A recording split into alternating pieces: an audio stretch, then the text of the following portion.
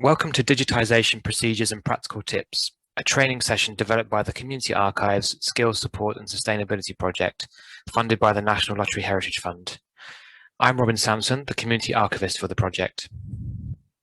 I'm Laura McCourt, Community Archives Project Manager.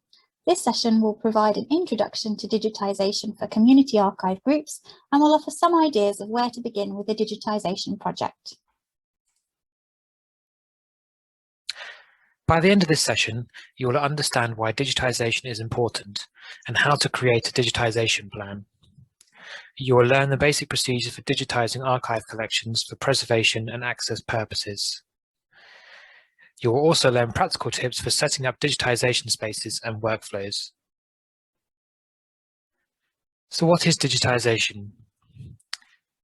Many different types of collection items can be digitised in some way. This includes items such as cassette tapes and film, and even 3D objects. This session will concentrate on the digitisation of document and photograph collections. In this case, digitisation means copying a physical item and turning it into a digital image or photograph. The image can then be stored and used to create further copies for different purposes, including public access. You are likely to come across two types of digital items while managing your community archive: born digital items and digital surrogates. Born digital means that items are created digitally and exist in an electronic form. Examples of born digital objects include photographs taken with a digital camera, folders of email correspondence, reports written using Microsoft Word, and Excel spreadsheets. Digital surrogates, also known as made digital, are digital files created by copying a physical item. Examples of digital surrogates include scans of printed photographs, letters, or posters.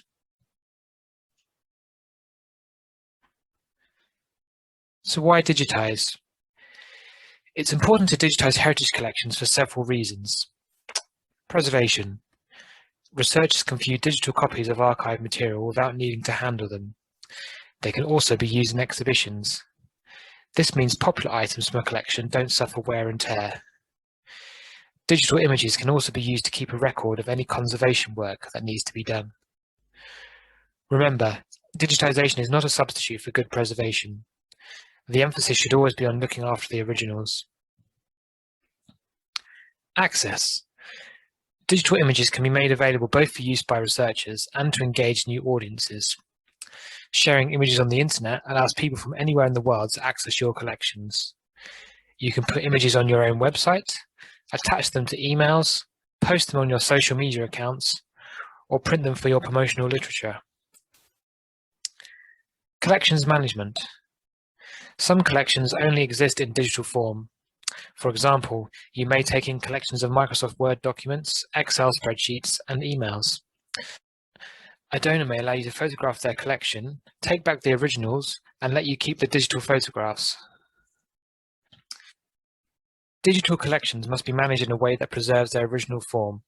For example, if you print off an Excel spreadsheet, it won't carry the same meaning or value as the original digital version. You won't be able to rearrange the information in a particular order or automatically add up a column of figures. Income generation. Digitisation can be a good way of generating income for your community archive. Archives often provide researchers with digital reproductions for a fee.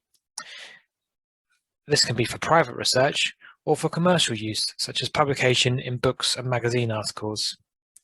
The latter is dependent on copyright agreement with the donors.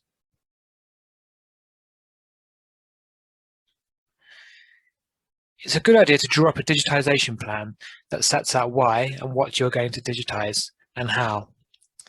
This plan will ensure consistency and provide a benchmark when planning future digitisation projects. A digitisation plan includes the following: why you want to digitize.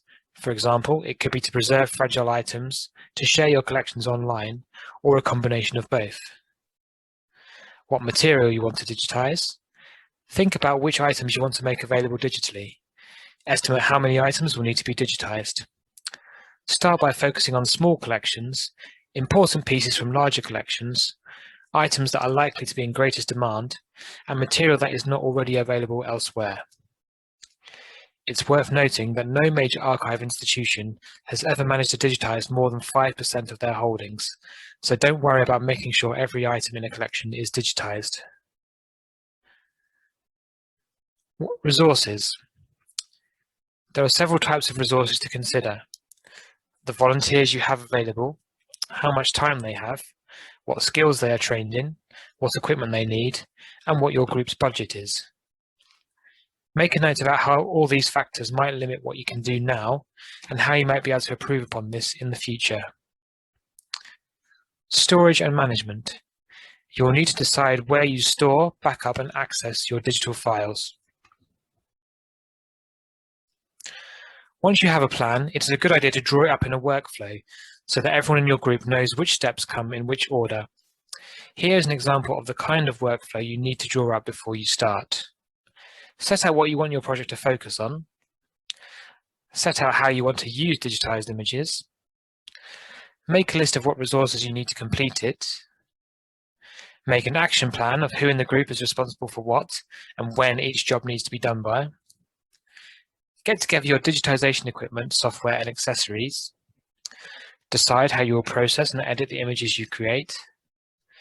Decide how and where the images will be stored. Agree how to catalog and to name your images. And agree how to manage and back up the digital image collection. It's useful to have a way of tracking the different tasks that need doing, who is doing them, and when they need to be done by. This is where you can use a Gantt chart.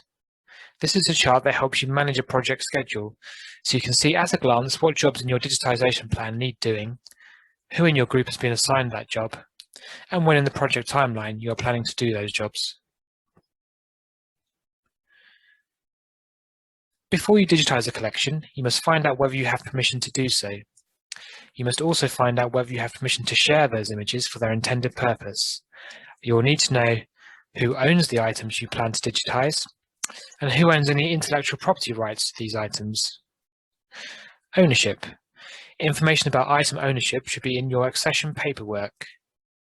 If the paperwork confirms you own the item or collection, for example, it was given to you as a gift, it should be fine to digitize it.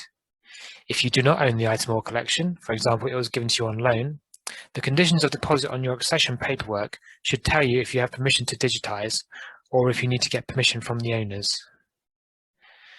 If you do not have any accession paperwork and do not know the conditions of deposit for the item, then you need to decide how risky it will be to digitize.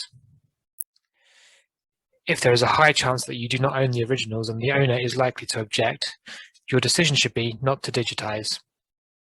For example, you have taken in a collection of parish maps on loan. The owner has given you permission to digitize them for private research use, but not to put them up on your website.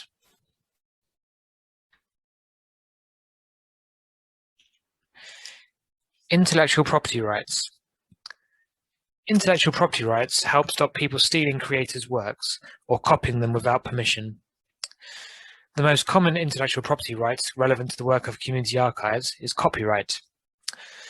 The author or creator of an item, for example, the writer of a letter or the person who took a photograph, or their employer, are usually the first copyright owner. Duration of copyright can depend on several factors and can vary from 50 years after publication to 125 years after the item's creation. Literary copyright in unpublished archives does not expire until 31st December 2039. So there's a strong likelihood that you will have some material still within copyright.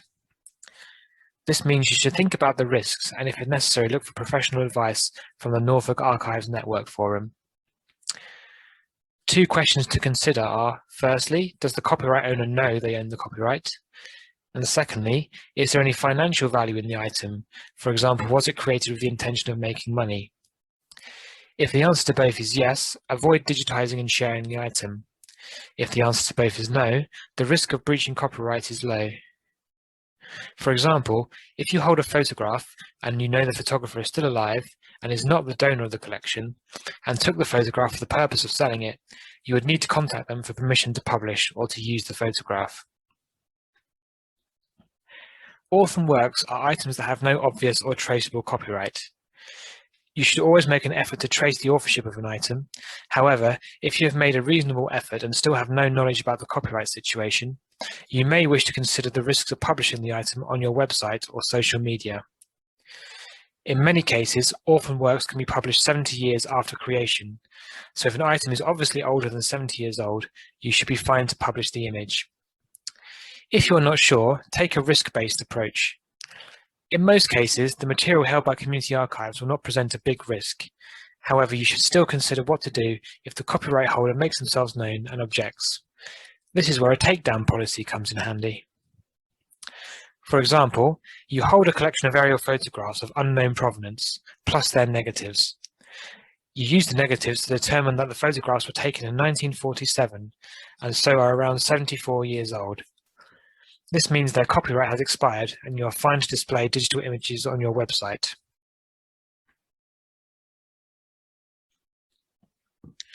Takedown policies.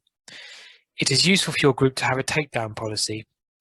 This means that if you're not sure of the copyright around a digital image, you can still share it on your website or social media on the understanding that if the copyright owner contacts you with objections and the proof of copyright ownership, you are obliged to remove the image as soon as possible. The takedown policy should be publicly available on your website.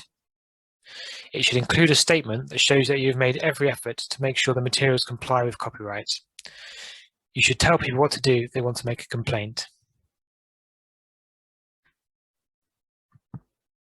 Here is a very useful chart taken from Copyright for Archivists and Record Managers by Tim Padfield. It documents the various durations of copyright for literary, dramatic, musical, and artistic works. You can get an idea from this just how complicated copyright can be.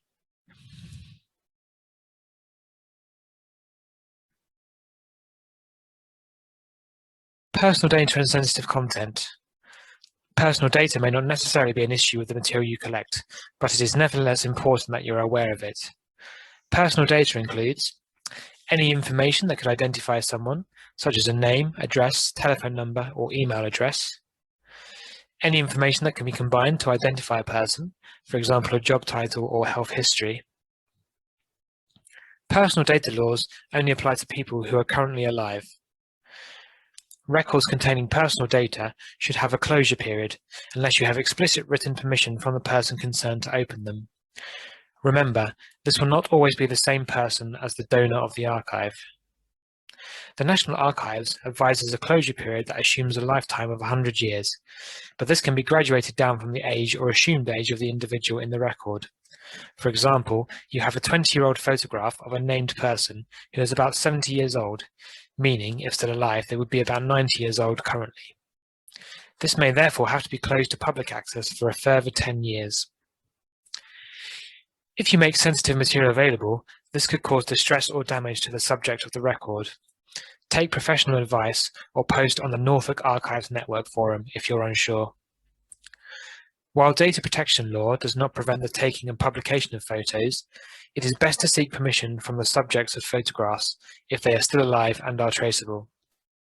As a blanket rule, it is best to avoid publishing photographs where the subjects are still likely to be under the age of 18. Digitizing records are a good way to showcase documents that would otherwise be closed due to sensitive content, or due to the fact they contain data by which you could identify a living individual. Image editing software allows you to redact material that you or the donor would like not to be made public. You can make this redacted digital version available to researchers so that the rest of the information can be studied. You may also consider watermarking your digital images. This adds your Community Archive logo or name to the image so that it cannot be shared or copied online without your permission. The following video shows how you can use Microsoft Paint 3D to redact and edit images, and also how to create a watermark. There are lots of similar free programs you can download that do these tasks, or paid-for versions such as Photoshop or Capture One. So I'm going to show you a number of tips and tricks that you can do using image editing software when you're editing your digital images. So we're using Paint 3D, which is available from Microsoft, but you can do similar procedures with many different types of image editing software, such as Photoshop and so on.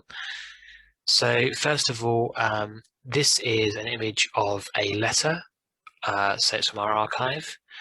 So you'll notice that the letter is slightly askew and doesn't appear 100% aligned on the page. So one thing you can do is to crop out some of the extraneous detail around the sides. So if you click on crop in the top left corner, you can then adjust these borders around the edge of the image, so bringing it in tighter, and once you're happy with that, you can then click done, and then you can see the image looks much tighter and neater, and you don't get the extra detail around the edge of the image. Another thing to do is to redact potentially sensitive information. So this doesn't have to be done with every digital record, but it's a useful thing to know about in case you have information that relates to living people or is otherwise considered to be sensitive. So it's quite simple. All you need to do is to select 2D shapes and select S square. And let's say we're going to block out the recipient's address.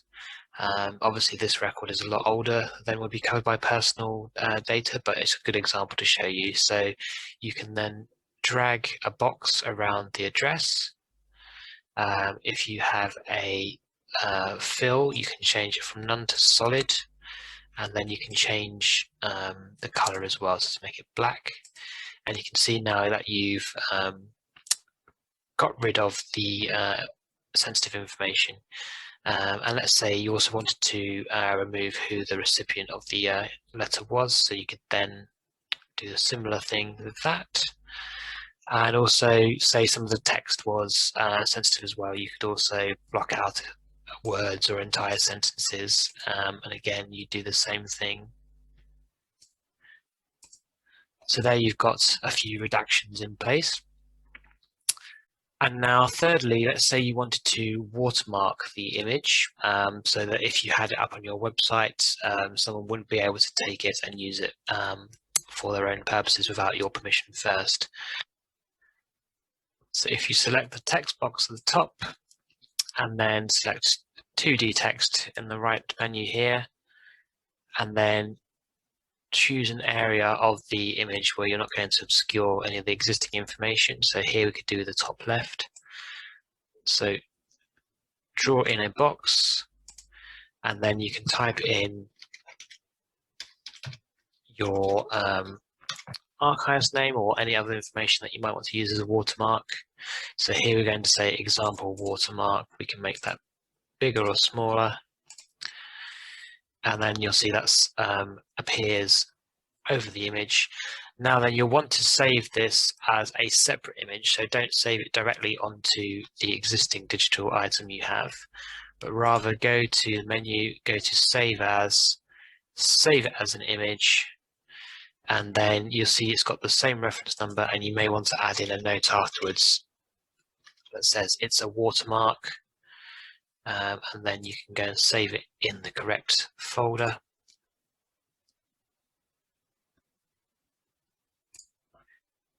And if you go to that folder, you can see that it has been saved as a separate image, the watermarked version.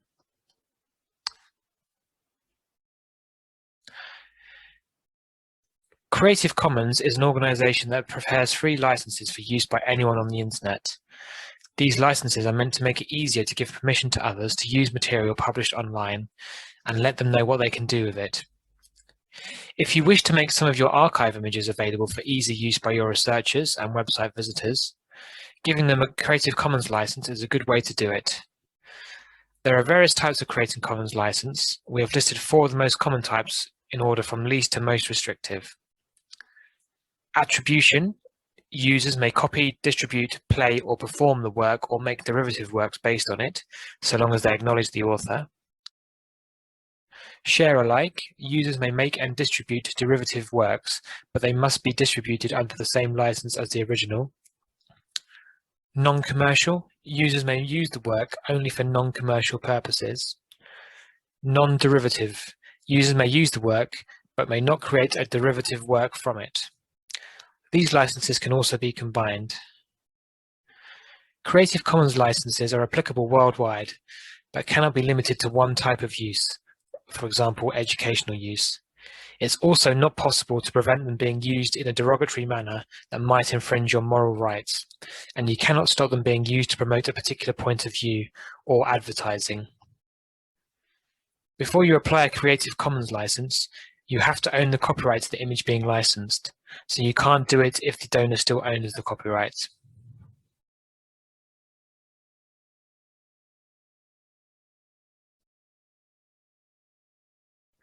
When making a list of collections or items that are a priority for digitisation, there are several things to think about. It is a good idea to only digitise items that have already been catalogued. You'll be able to match up an item's catalogue entry with its digital copy. It will also mean you have good information about the origin of the digitised image. Digitise items that are on loan to your group as soon as you can so you don't build up a backlog in your storage area, and they can be returned to their owner's custody as quickly as possible. Prioritise material that is unique to your archive and is not available elsewhere. For example, it may not be necessary to digitise copies of published trade directories. Focus particularly on items that are frequently requested by researchers and those in a poor or vulnerable condition. These will benefit most from being digitised by providing researchers with access copies and reducing wear and tear on originals.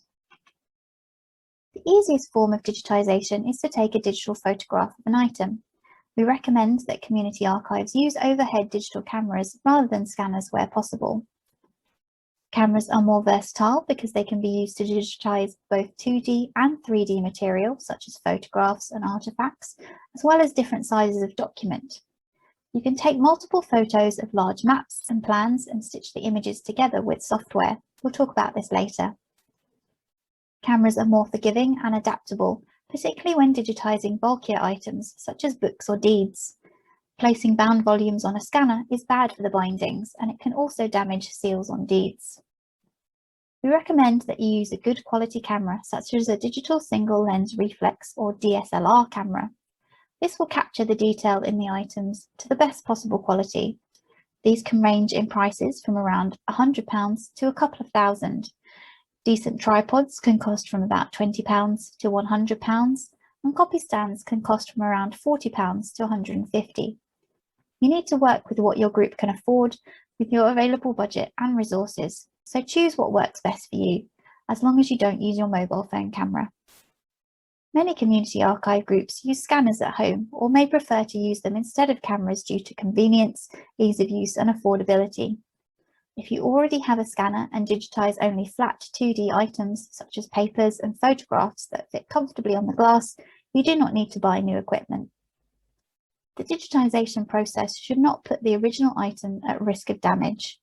If you are worried that this may occur, seek professional advice from the Norfolk Archives Network Forum or the Norfolk Record Office before starting. Now we come to preparation. You need to prepare a space for digitisation. Set up your camera stand, sort the camera settings, set up your lighting, and prepare a suitable surface to rest the item on. To prepare the item for digitisation, ensure you have clean, dry hands. Be aware of any weak points on the item. Wear medical-grade nitrile gloves when handling photographs. Cotton ones give you less dexterity and have fibres that can get caught in the tears in documents.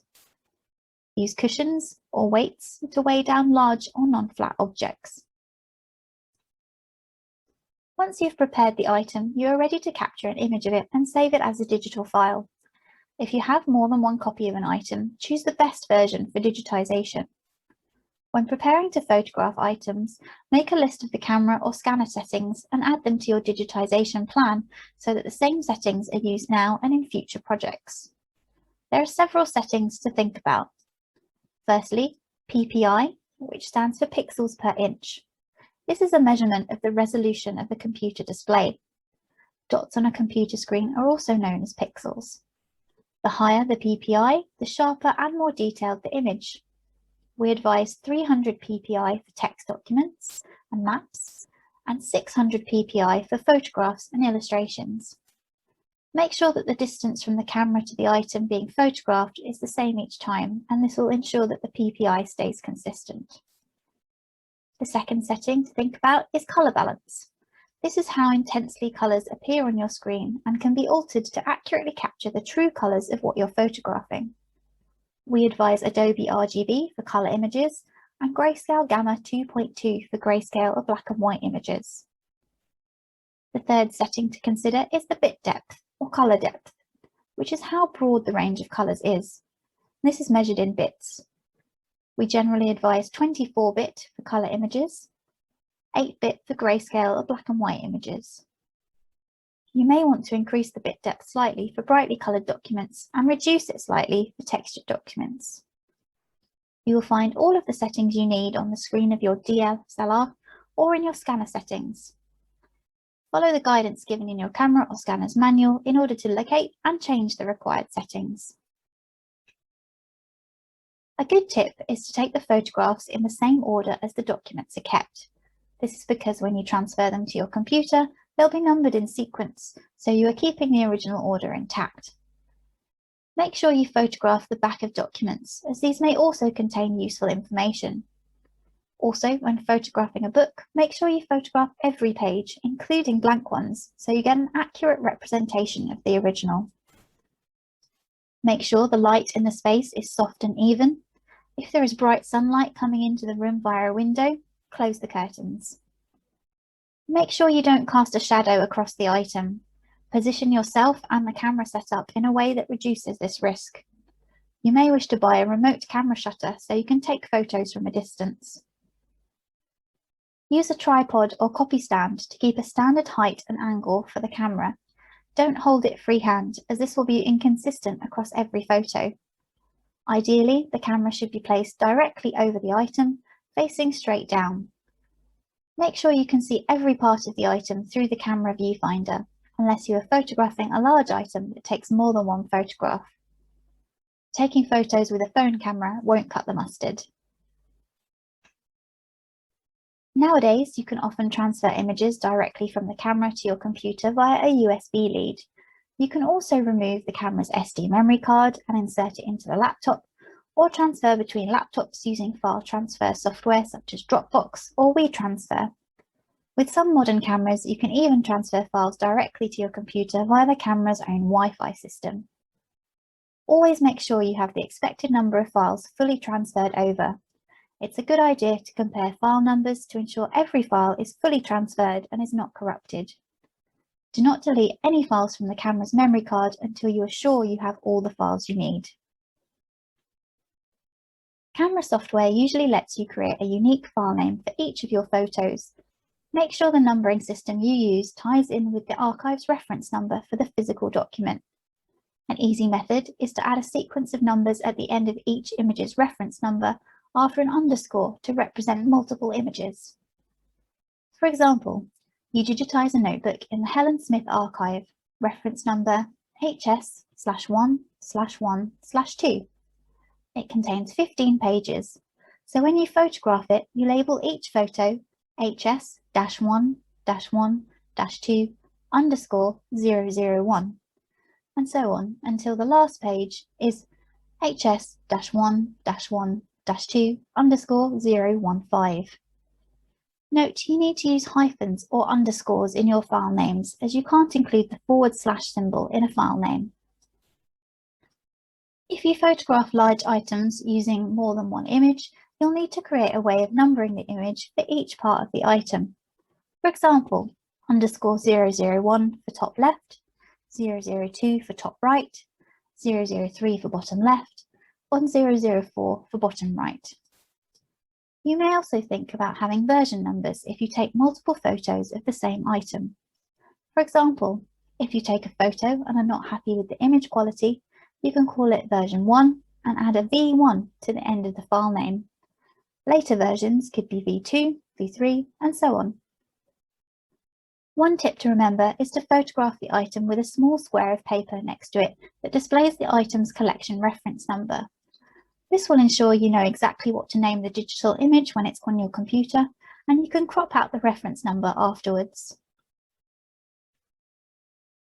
As well as keeping backup copies, you may want to keep copies for preservation and access in different formats. A preservation copy of a file should be the best possible quality version of the image. You can use the preservation copy as the template for creating access copies. A good file format to use for the preservation copy of an image is a TIFF. This file will be quite large and may take up a lot of storage space. An access copy of a file is a version for sharing, whether for use by researchers or commercial purposes, such as publishing on a website. They are lower quality files that take up much less space and can be sent in emails. JPEG is a good file format to use for access copies. Once you've taken the photograph, transferred it to your computer, given it a catalogue number, and made a note of digital metadata in your catalogue, the next step is to store and back up the digital files. Backing up means storing another digital copy of your photograph in different places, for instance on another device or on cloud storage, such as Google Drive or Microsoft OneDrive. Keep the original on a portable hard drive marked preservation copies, so you can keep them separate from access copies. You should then change these hard drives every couple of years to reduce the risk of these failing. You must save your digital files in more than one location. It's easy to accidentally delete files, or files may become corrupted so they can't be opened. Saving them in multiple places means there's always a spare copy. For example, you could save one copy of a file in your computer filing system, one in a cloud storage system, and one on an external hard drive. If you have more than one hard drive, each one should be kept in a different place. Think of the acronym LOCKS. Lots of copies keep stuff safe. You can simply arrange your image collections in a computer directory such as Windows File Explorer. Alternatively, you can manage images in photo editing software such as Photoshop, Lightroom, Adobe Bridge, or Capture One, where as well as editing images, you can also organize them in a catalogue structure. Once you've transferred them to your computer, hard drive, or cloud storage, you should make it part of your work process to delete the files on your memory card. This ensures you also have space on the card when using the camera next and avoids the confusion of uploading different versions of files. Sometimes you may have items that are too large to capture in one photograph, such as maps or artworks. One way around this is to take photographs of small areas of the item, then use stitching software to merge them together. There are many different stitching software programs available, such as Photoshop, Photo Stitcher, Gigapan Stitch, or Image Composite Editor. We have an example video coming up showing you how to use Image Composite Editor, which is available free from Microsoft for Windows.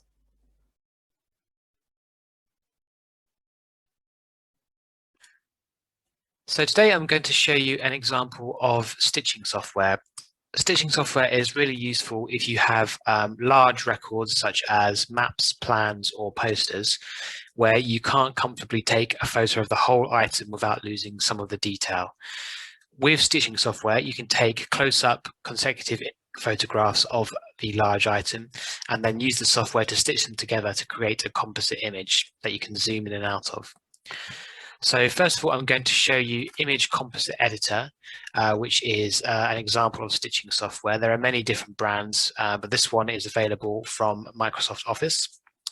So if you look at the top left corner, you can click on New Panorama from Images. This takes you to a File Explorer window. This is one I've set up earlier, but you can access your images from wherever you store them on your computer's filing system. So before we put them into the program, the first thing to do is to ensure that all the small images are cropped and you've removed anything such as the weights that were used to hold down the item before you photographed it. Once you're happy with how the individual images look, if you then select all of the photos in the folder and then select Open, that will import them onto the program. Next thing to do is to go to Sort By and select Capture Time. This will arrange the images in the order in which they were originally photographed, and that will allow the program to put them together in the correct order. If you see at the top right here, it says Simple Panorama. If you then select Planar Motion, so this means that all of the photographs will be then displayed flat on the screen. So sometimes when you take a photo at a slight angle, that will be reflected in the image. but with planar motion, it ensures that all of the documents are viewed as flat on the screen. If you then click onto the stitch button, so after a few seconds or a couple of minutes, depending on how large the item is, the computer program will start to align the images together to create a composite image. Okay, so now we've come to the stitching screen and you can see that the image hasn't been stitched together. You have a grid overlaying it, so you can use this to change the alignment of the image if you wish. So you can drag and click on the image and move it around if you need to. You can also zoom in and out using the sliding scale at the top here. And here you can use it just to check in that the images have indeed kind of fitted together properly. So when you're happy with that, you can then click crop.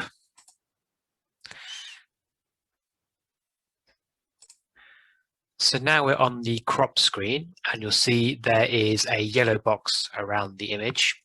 If you again drag and click on this, you can use it to crop any extraneous parts of the image out of it. So for example, if you have reference numbers or weights, you can use this to crop them out.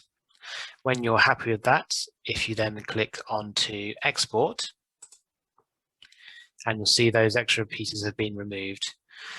So when you're happy with the image, again, zoom in and out just to check. You can see that the detail is still really good there.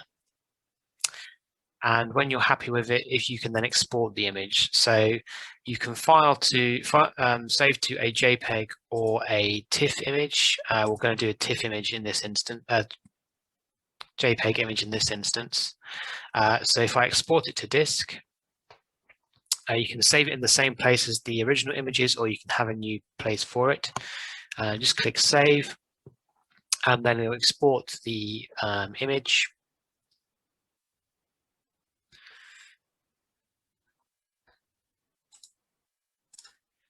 And here you can see the final composite image of the map. So as you can see, it's a really useful method for ensuring you can still see lots of detail on a record without having to sort of photograph the whole thing in one go. So I hope you find this useful. Thank you very much. Metadata is information that tells you about a digital item. It literally means data about data, and it is important to record this information in your catalogue. If you are digitizing only for access purposes, access metadata is the only metadata you need to record. You may recognise these from the catalogue training if you've done this. Reference number, title, extent, dates, level, and creator. If you are digitizing collections for preservation and management, for example, photographing a collection that is on loan to you, it's a good idea to also record the following information in the catalogue: the digital file name, the date it was digitized, the name of the person who digitized it, and the file format. We have produced a catalogue form for the project that has an option to add digital metadata. There are a number of fields you can include for digital records, such as the file name of both your preservation copy and that of your access copy. And you can also add in where each copy is stored, for example, on your laptop or on an external hard drive or in the cloud. This information should not be made available for public access. Now we have a short exercise that you may wish to take part in. In this scenario, you hold a series of photographs of parish buildings, places, people and events which you've recently catalogued. You've taken ownership of the collection from the donor, who has also given permission for you to make them available digitally for researchers on your website. You've never digitized material before and are starting from scratch. Think about what steps you would need to take and what equipment you will require to begin digitization of this series of photographs. If you wish to take plot, please pause the video now and resume when you're ready. So again, here is an example of the kind of workflow you need to draw up before you start your digitization. Set out what you want your project to focus on. Set out how you want to use digitized images. Make a list of what resources you need to complete it. Make an action plan of who in the group is responsible for what and when each job needs to be done. Get together your digitization equipment, software, and accessories. Decide how you will process and edit the images you create. Decide how and where the images will be stored. Agree how to catalogue and name your images. Agree how to manage and back up the digital image collection. We are going to finish with some final thoughts. Keep your digitization program simple. Remember, it should be achievable for as many people in your group as possible. Test the program. Once you've come up with it, make sure it works and get other members to have a go. Regularly review it. Make a note of problems or things that could be done better. Ask questions via the Norfolk Archives Network forum. Often other groups may have already come across these problems and will have found a way to work them out. Cherry pick our advice. Not everything in this session will apply to your group, but focus on what you think will work for you. Share what works and what doesn't, and make sure you network. You may be able to help other groups and they may be able to help you. Here are some links to further information about digitization and digital preservation, so capturing the images and preserving them afterwards. The Archive History website has a lot of useful information about camera settings and file formats. The National Archives page has key points about why digitization is important. Hampshire Archives have a useful step-by-step guide to the digitization process. The Community Archives and Heritage Group and the Digital Preservation Coalition both have detailed guides to ongoing digital preservation. Finally, you can learn more about the Creative Commons licenses on the Creative Commons website. Thank you very much for watching. There is an in-depth reference section on digitization on our Community Archives Toolkit, and you can find this via the Norfolk Record Office website. Take a look at the Norfolk Archives Network forum to connect with other community archive groups. If you have any questions, please feel free to contact us via the forum. We have a short feedback survey in a link beneath this video. This is really helpful for us to pass information on to the National Lottery Heritage Fund. It shouldn't take more than a few minutes. If you could please click on the link and fill it out, it would be very much appreciated. Thank you again for watching.